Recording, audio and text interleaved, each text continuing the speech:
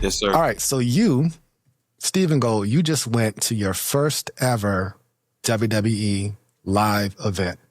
Also, It just so happened to be a taping of Monday Night Raw in Raleigh. So I know you were excited going there.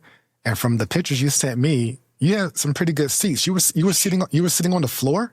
On the floor, bro. Near the entrance, like right by the entrance, huh? On the floor, man. Got to see everybody, man. Got to see everybody leave the ring. It was super cool, bro. Didn't expect Roman to come, bro. That was super cool, bro. Like, I lost my mind, bro. When I saw that, when that music hit, I was like, Gold probably just lost his right then, because that pop was huge. Nobody was expecting that. They should have promoted that, but hey, it's all good. That surprise worked. I wasn't expecting it. You weren't expecting it, so that element of surprise really definitely kicked in, right?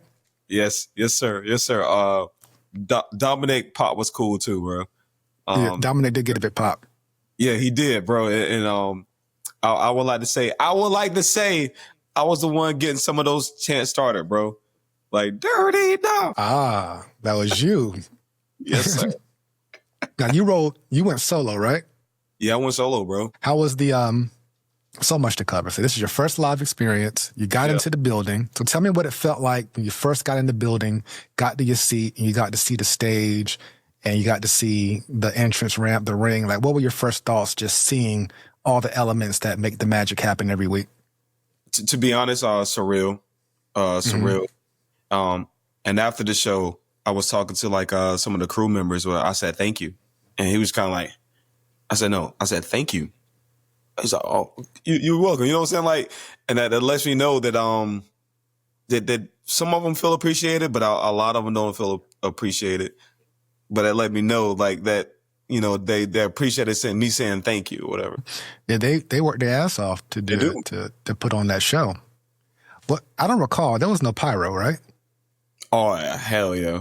They felt the pyro on Cody, and it was one more person. But definitely Cody, his pyro, like, you know, when it's supposed to like boom, like it didn't happen. Okay. Yeah, I fast forwarded during his entrance, so I didn't know if the pyro went off or not. But you sitting that close to the stage, I figured it would have been loud as hell. Yeah. Mm-hmm. You know whose pyro used to scare me all the time when I would go to a live show? It did? I bet you. No, not his. I'm saying, can you guess whose pyro used to scare me? Goldberg. Nah. Because Goldberg, I saw that coming. So there's your hint. Hint number one. I knew Goldberg's pyro was coming, but what superstar's pyro would scare the shit out of you? That's a good one. You know, we hear gunshots, we start running.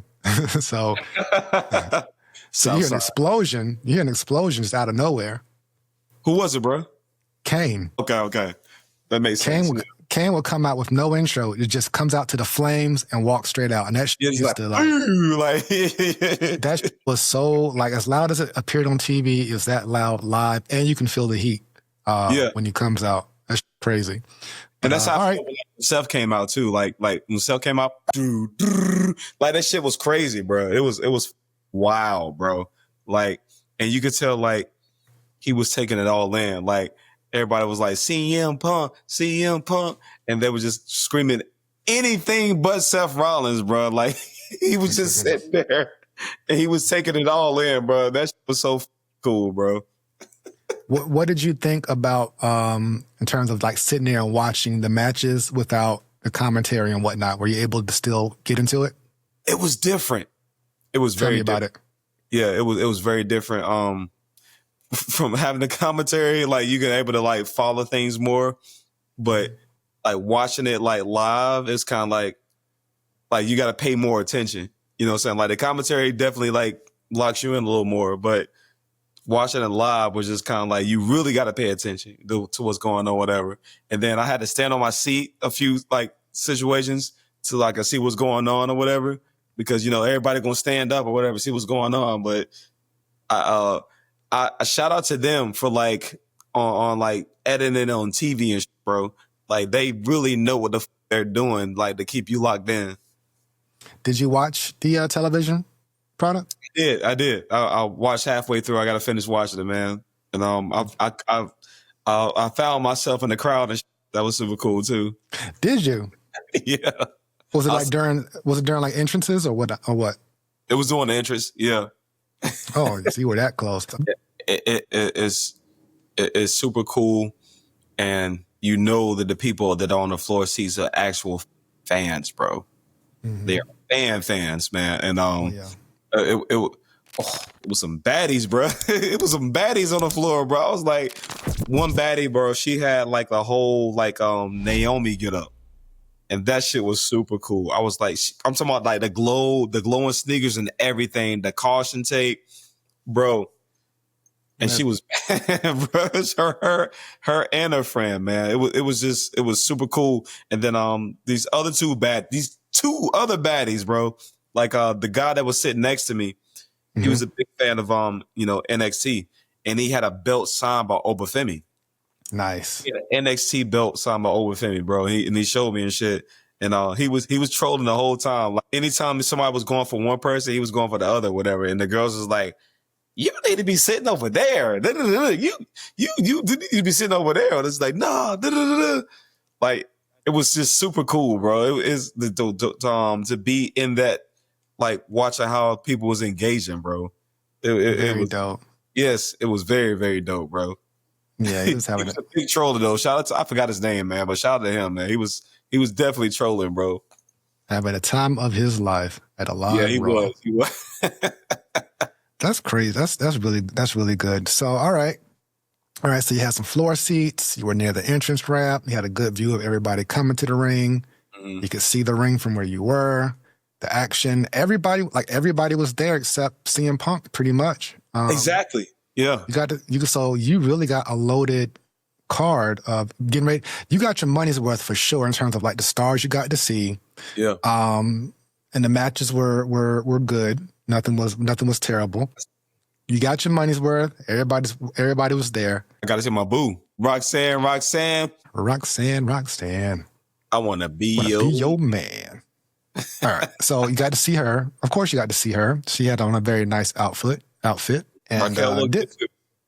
didn't I tell you last week it was going to be Bayley versus Raquel? You did. Yeah. And didn't I tell you that Becky was probably going to like beat up on Maxine Dupree? Mm-hmm. Mm-hmm. They didn't have a match. But yeah, it's most likely happening next week. You know what I mean? Yeah, for sure. It'll be a tune-up between whoever Becky faces next, which I believe they're cooling her down for a bit. I think part of the reason that Punk may not have been there, outside of him having to recover. Right now, the focus for Seth is Seth Cody. Yeah. So having Punk there, that would probably muddy things up a little bit, but they're going to build towards that AJ Becky one-on-one at some point, and then Punk and Seth can resume.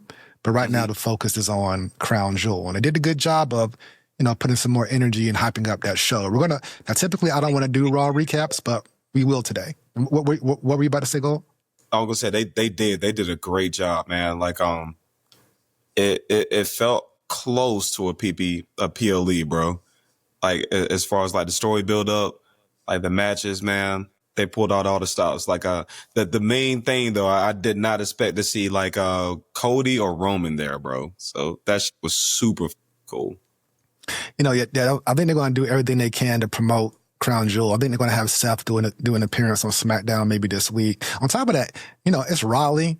It's Horseman Country. Dusty Rhodes did many, many shows at Dorton Arena back in the day. Like they used to come to Raleigh like almost every week. They would shoot at WRL TV station on it's on Western Boulevard, right? Yeah. Mm-hmm. Yeah. So they would go there and take back in the 80s. There all the time, man. Before I even started watching wrestling, it'd be Ric Flair, Wahoo McDaniel, and Junkyard Dog, and Dusty Rhodes, baby. Everybody there at the Dorton Arena. I don't know what it is, but he got it, baby. He got it. Baby, if you will. Shout out to Dusty, R.I.P. Yeah. Cody in Horseman Country. Bayley did a figure 4, did a little throwback. To Ric Flair, Yeah. But yeah, you got to see everybody. You got to see Rhea. You got to see Io. You got to see Asuka, Kyrie. Mm-hmm. Of course, Judgment Day, all of them. Dirty Dom, Rusev. Yeah, that Got was to a good see match. That was a good match, bro. it was entertaining. Americanas, who are slowly starting to become my favorite trio right now. Look, they winning me over too, bro. They starting to win me over too. I ain't gonna They're starting to become my favorite. You got to see them. You got to see Kofi, and LA Knight, your boy LA Knight, and you got to see Jay and Jimmy. Bro, they lost their minds when Roman came out, bro. It was crazy. Everybody lost their, including myself. Mm-hmm. They lost their mind, bro. Oh yeah, I heard it. You couldn't miss that pop. That was a good way to end the show. But still, however, outside of you being there, you know, that sentimental value of it. Yeah. If you were watching from home, I would say it was a good episode of Raw. However, it was still the same, doing the same. Yeah. Now, at least the Usos got a win over the Division. Maybe this is going to be it, but probably not. Only because Roman came out there and he got unfinished business with Division himself. Mm-hmm. Now, I still think that Braun Roman gonna get that stretcher match or that ambulance match popping. So I'm still predicting that. Yeah, because he wouldn't have came back if they were not leading up to that. Yeah, I agree. So that might be a Perth match for Crown Jewel, I'm thinking. And then we got, we'll talk about this a little bit later. We got the tag. I told you that tag was coming with Rhea and Io versus Kabuki. Mm-hmm. I still think it's a damn setup, but we'll talk about that a little bit more. But they're doing a great job. And right now, that's probably my favorite storyline right now at the moment. Yeah, the Kabuki Warriors versus our Rhea and Io. Okay, all right. So that's Stephen Gold's first ever live WWE show. First, that just happened to be a Monday Night Raw taping. You got dark matches, you got the Tribal Chief, you got the Bloodline, you got Dissension, you got Angles, you got Blue Mist, you got knees to the face, you got everything. So here's the question. You said it was worth every penny that you paid. You paid how much? $400. $400. But you were sitting on the floor. That $400, would you have paid that to sit in the nosebleeds at WrestleMania? Hell no. All right, gotcha. Now, does that make you want to go to a WrestleMania now that you've been to a live show? It does, man. But I definitely want to have like a reasonable like price for a ticket. Right. Like, if it's something crazy and I'm like sitting in like, you know, way back, nah, I'm cool. Yeah. I'll rather watch it on TV, man. In the comfort of my own home with some good food, with a nice joint sitting beside me. Yeah. So WrestleMania will be based off of the ticket price, pretty much. Like what match would it take for you to say, all right, I'll spend $400 for one night in the nosebleeds at WrestleMania? What match would it take for you to say, all right, I will travel for this one? Does such a match even exist to you? Cody versus Punk. Okay, that's not bad at all. So you would travel for Cody versus Punk. Yeah, Cody versus Punk. Hell yeah, for sure. Does it have to be for the title? Hell yeah. No exhibition. No, this is nah. Like it got to be a championship situation. Cody versus Punk. I would definitely spend that. All right. I'm actually right now checking to see what WrestleMania tickets are looking like right now. Because they are on sale, and I heard that they were already ridiculous. Let's find out. Let's find out. April 18th so right now you can only buy the 2-day combo. You can't buy them separately. How much is the 2-day combo tickets? I'm going to check right now. Let's just say it was 2 tickets. And let's see. Best seats. I'm going to click on best seats first. If you want to sit in section A1, row 1 for 2 tickets. 10, are you sitting down? Are you sitting down? You are sitting down. Okay. Yeah. $32,000 to sit in the front row. $32,000? It says $32,000 to sit in section A1. That is the floor. Row 1. That's the first row. $32,000. And that's not even like looking directly at the hard camera. That's like near the entrance ramp. Yeah. That's for the best seats in the house right now for 2 nights. That is $16,000 per person. Fuck that, bro. Isn't that crazy? That's crazy. All right, lowest price. The lowest price right now for 2 nights is in section 332. And that's the nosebleeds, but not all the way. There's a 400 section in this football stadium. $597.70 for both nights, section 332. No, bad, bro. Yeah. That's crazy.